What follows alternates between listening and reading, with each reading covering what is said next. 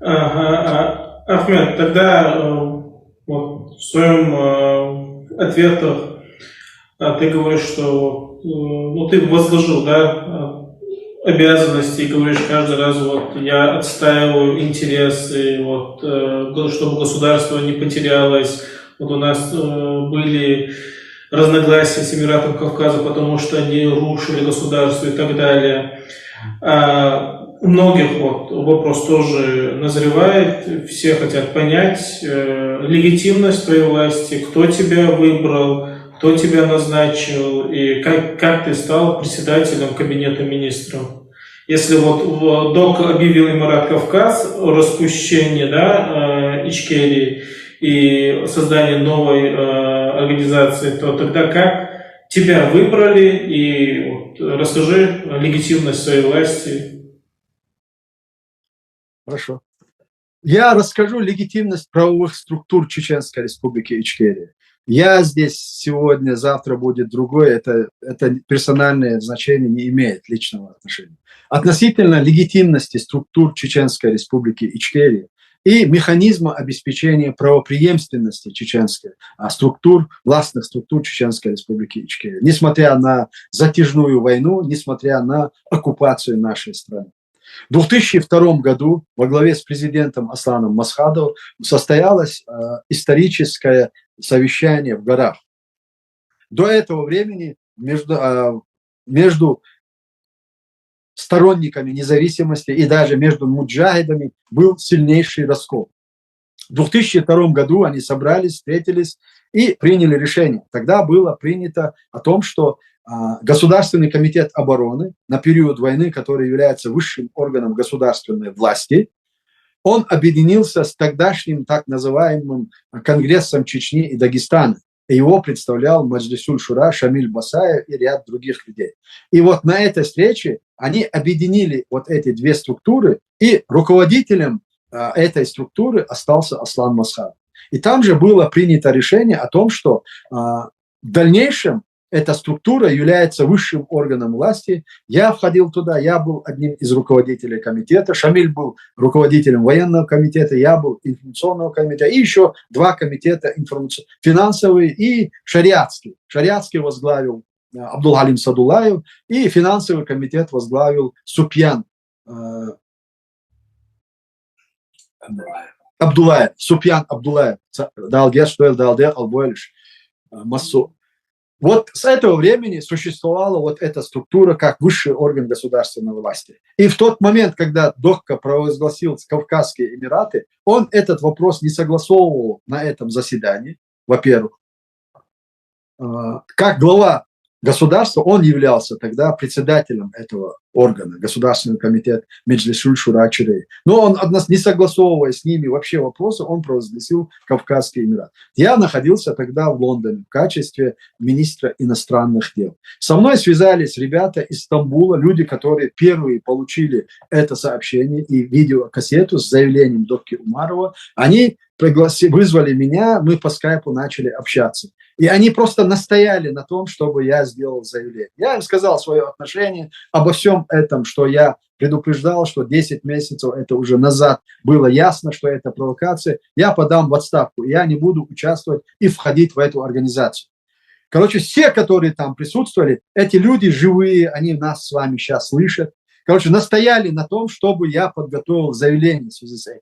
Я подготовил заявление, и это заявление тоже находится там, что это провокация, что это, если это оправдается, потому что даже Шамсудин Батукаев был там, и он добавил слово, если это оправдается, если это подтвердится о том, что Докка Умаров сделал такое-то, такое. Была попытка предотвратить это. То есть надеялись, рассчитывали, что получив вот такое заявление и от нас такую реакцию со Стамбула, там были и комитет Алимов, участники этого комитета, которые говорили, что это абсолютно противоречит шариатским нормам, это не шариатское решение, и это нужно приостановить. Вот в надежде на то, что это не случится, отправили и мое заявление, мы опубликовали, и каждый из участников написал свое видение и отговаривали Докку Умарову от этого заявления, от этого шага. Дальше все-таки эта информация прошла. Доктор Умаров сказал, что всех надо уничтожить, ликвидировать, и поругал своих представителей, почему они до сих пор не опубликовали. И в конечном это заявление опубликовали. В это время был парламент. Парламент состоял из 25 депутатов, которые находились здесь, на Западе, кто в Европе, кто в Турции. И они провели заседание и приняли решение о том, что полномочия власти они берут на себя. Это была форс-мажорная ситуация. Да, у нас парламент был лишен законодательной инициативы. Нельзя путать законодательную инициативу со структурой власти. Но наш парламент, как структура власти, она не была упразднена. Указом президента в октябре, 5 октября было решение, что парламент приостанавливает законотворческую деятельность. И сам парламент это подтвердил. То есть с этого времени Государственный комитет обороны объявлялся высшим органом государственной власти, куда входили мы, я входил туда в частности, и многие другие. И вот в связи с тем, что Государственный комитет обороны, многие члены из них были на территории Чеченской Республики, 2-3 человека были здесь, но парламент в лице 25 человек, он находился здесь и во главе с председателем этого парламента, который парламент избрал, во главе с Лемой Сараляповым. И вот их решение, они своим решением взяли полномочия на себя, приняли отставку президента и вице-президента, и следующим пунктом они возложили председательство кабинета министров на меня и поручили в течение недели подготовить, представить кабинет министров, членов кабинета, поручили формирование кабинета министров, поручили. Ну, естественно, я был вынужден взять это на себя, хотя я их отговаривал и предлагал несколько человек, ввиду того, что именно было мое заявление, как министра иностранных дел, чтобы меня не обвинили Саид Амина Ибрагимова, Абу Муслимова Саид Хасана, Апти Бисултанов.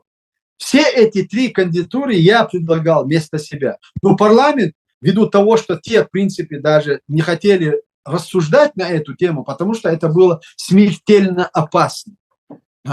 Теперь уже человек, который брал на себя ответственность за Чеченскую Республику Ичкерия, находился уже не между двумя, а между 3 огнями.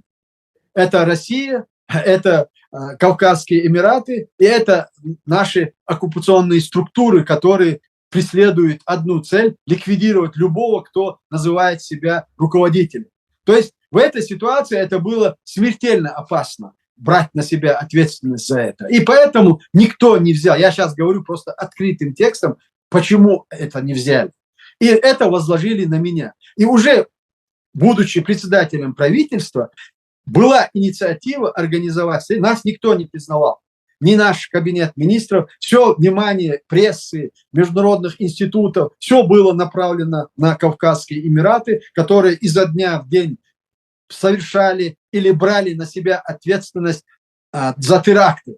И, конечно, все внимание было сосредоточено туда. И в этой ситуации нам нужно было что-то сделать, чтобы привлечь внимание к нашей ситуации, к нашему правительству и к нашему государству. Вот с этой целью и возникла идея начать диалог и вызволить кого-то из чеченцев, из республики, чтобы они сами раздули. Они, когда как раз вели кампанию по возвращению чеченцев домой, и, естественно, мой сигнал им, что я хочу с ними переговорить, они это именно и восприняли, как будто я тоже хочу вернуться. Именно они сами и начали раскручивать меня как председателя правительства Чеченской Республики Ичкерия, будучи уверены в том, что я сложу с себя эти полномочия и перейду в лагерь Кадырова. Для них это было исключительно важным таким политическим шагом или победой. Они считали это.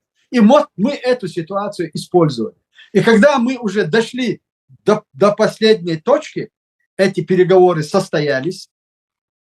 На этих переговорах были озвучены наши условия чеченской стороны по поводу учреждения круглого стола. Первый вариант, который мы им предложили, заключался в том, это 2008 год, как раз шла работа по признанию Косово. уже была признана Абхазия как государство независимое и Южная Осетия России. И в этой ситуации мы предложили посреднику, который прибыл в Лондон, предложить Рамзану Кадырову по аналогии Абхазии и Южной Осетии сказать Путину, что он признает нашу независимость. Первый вариант. Второй вариант.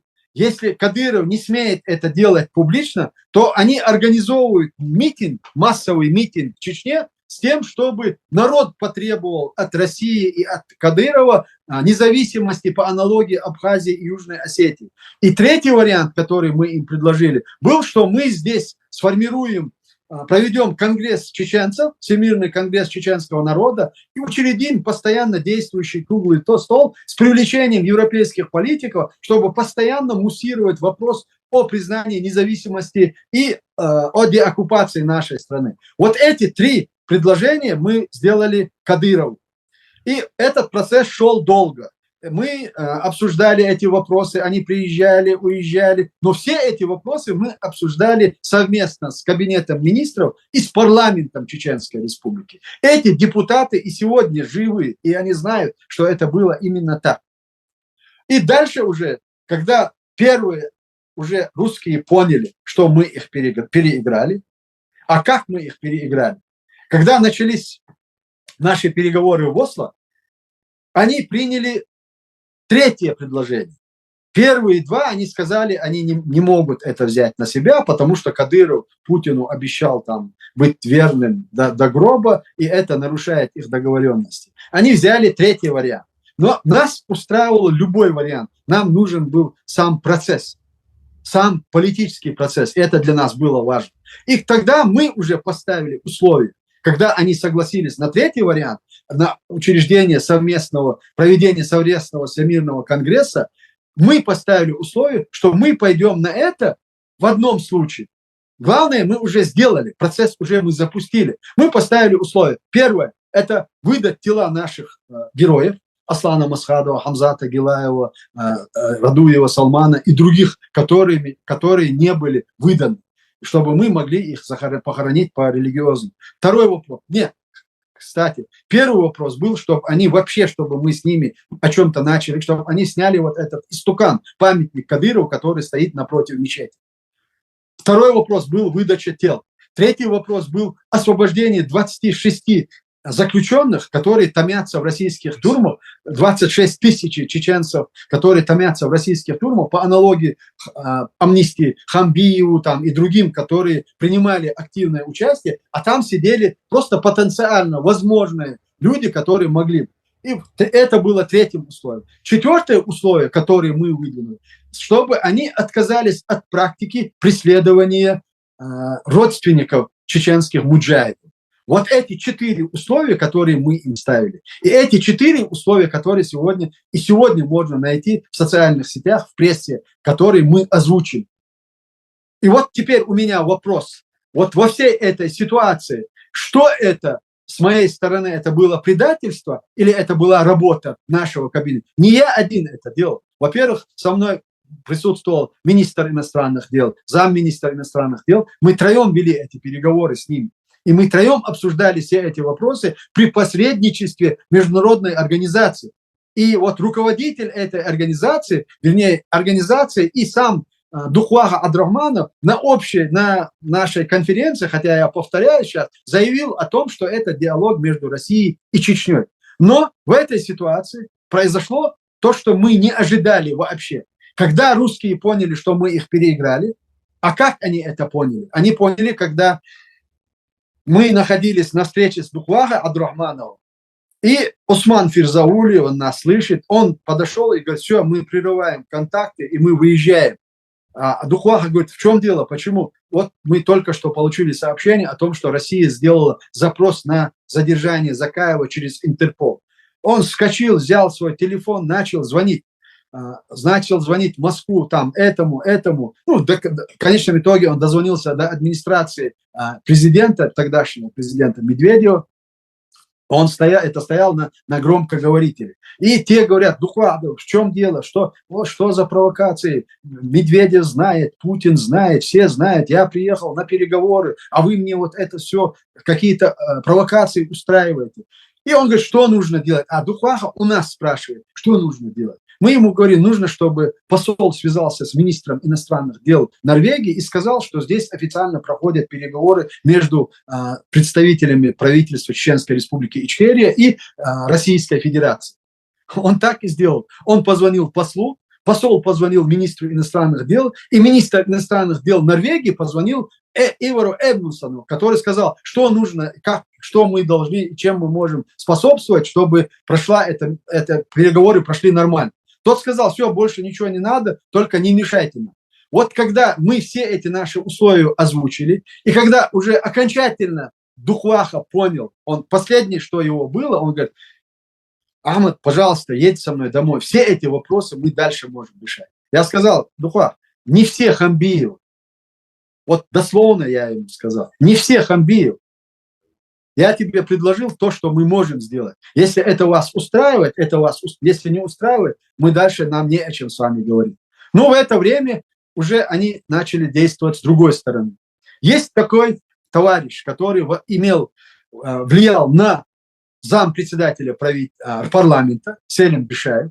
В это время Селим Бишаев и другие едут к Жалавде Сараляпову и говорят, и клянутся, и доказывают ему, что я завтра утром лечу в Грозный домой. И если они сейчас же меня не освободят, то это будет вина на них в связи с тем, что я собираюсь ехать домой, и меня назначил парламент, и перед всем чеченским народом и перед всей историей они будут виноваты. Они начали звонить всем депутатам и утверждать, и убеждать их, клясться на Коране, что я завтра утром еду домой, и сегодня, вот сейчас нужно подписать постановление об снятии. Вот сейчас все им говорят, почему нельзя, вот Закая приедет. Мне позвонили, я сказал: я завтра выезжаю, встретимся, обсудим все вопросы. Нет, вот сейчас, сию минуту, потому что утром он уезжает. И они в эту ночь вынесли решение не об отставке Закаева. Я знаю, следующий вопрос был бы такой: почему парламент назначил, парламент и снял? Да, парламент назначил, но у парламента есть регламент работы. Там есть, это же не банда, которая собралась в лесу. Они один раз сказали да, другой раз они сняли пахана. Там есть процедура назначения и снятия. Они проигнорировали все это и выпустили вот это постановление о том, что они отправляют в отставку не Закаева, а весь исполнительный, все структуры исполнительной власти. И вторым пунктом, это постановление у меня есть, вторым пунктом они пишут, что власть они берут на себя, и исполнительную. Это у нас прописано как узурпация власти. То есть они сделали неправильную работу, да? Потому что И что произошло? Селим Бишаев после этого, через 2-3 дня, через месяц, по-моему, он едет домой. Он едет домой, отчитывается через Москву, едет в Кадыров. И там его встречают аплодисментами. А что мы сделали? И депутаты, которые поняли, что их подвели, и члены кабинета министров, мы провели совместное заседание в Берлине, и там было принято решение, совместное постановление о том, что исполнительные структуры власти будут продолжать свою работу до избрания нового председателя парламента. Потому что в это время уже появились 3 председателя парламента. Один дома был, других 2 здесь. Идигов говорил, что он, Сараляпов, естественно, там он был избран, но Селим Бишаев его вот таким образом просто подставил. На самом деле он его подставил очень серьезно. И до сих пор я не знаю, он осознал это или нет. И вот после этого мы вели работу с парламентом, пытались каким-то образом свести это дело и выправить эту ситуацию. Но это продолжалось 2-3 года. Мы продолжали работать, мы продолжали функционировать. И в 2014 году мы уже, когда мы окончательно поняли, что Нигакаевы, они уже погибли, это были члены Государственного комитета деоккупации, вернее, Государственного комитета обороны Меджлисуль-Шура-Чирей. Когда они погибли, уже Докка погиб, там уже никакой структуры не было. И мы уже здесь, в Европе, реанимировали Государственный комитет обороны Меджлисуль Шура Чираи путем кооптации. То есть те 3-4 члена Государственного комитета обороны, которые остались живы, ввели новый состав в эту структуру и избрали руководителя.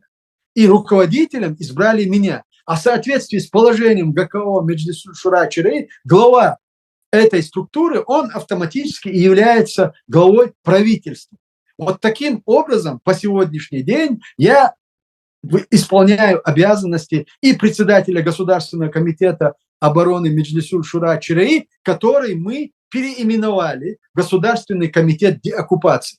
И вот у нас в этом новом документе, не в новом, в этом же документе прописано, что председатель Государственного комитета деоккупации и должность председателя правительства Чеченской Республики Ичкерия при необходимости могут быть разграничены. То есть в любое время мы можем их разграничить.